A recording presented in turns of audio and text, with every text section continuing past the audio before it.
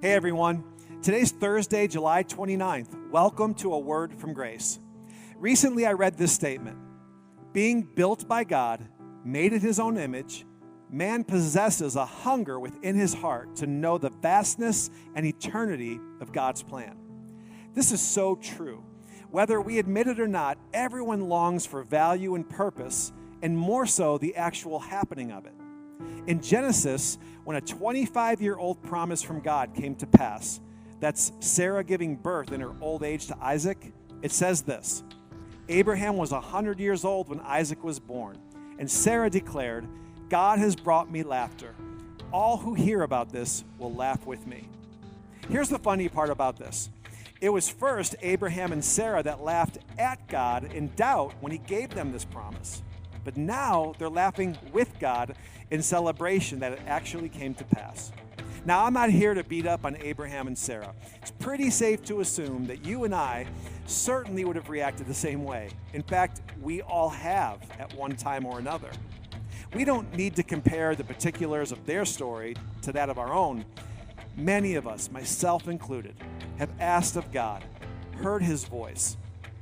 We are believing for something to come to pass that God distinctly has for our journey in life. I remember when I was striving through 10 years of business ownership, physically working myself to the bone, long hours, constant pain, injury, inconsistent results. I came to the point of laughing at God's original plan for my life. Serving Him like I am now in full-time active service through church ministry.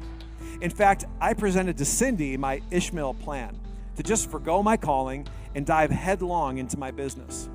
The 10 years had worn me down, and the temptation to forgo my calling kicked in hard when business success began to come in full force. I was ready to move on from partnership with God and plant my seed into something else.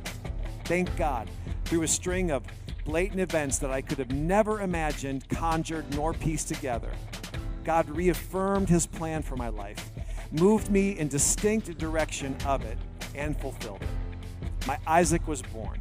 Now, there's far too many details of pain, joy, and mixed results for this few-minute video. But looking back on that time period, it makes me laugh with satisfaction, amazement, and deep gratitude. Friends, please hold on. Whatever that promised Isaac is in your life, please don't quit. I understand that you likely have had a laugh or two of doubt at God's expense. I seriously can relate to that. But today, let's change the narrative and the story from one of doubt, discouragement, maybe even despair.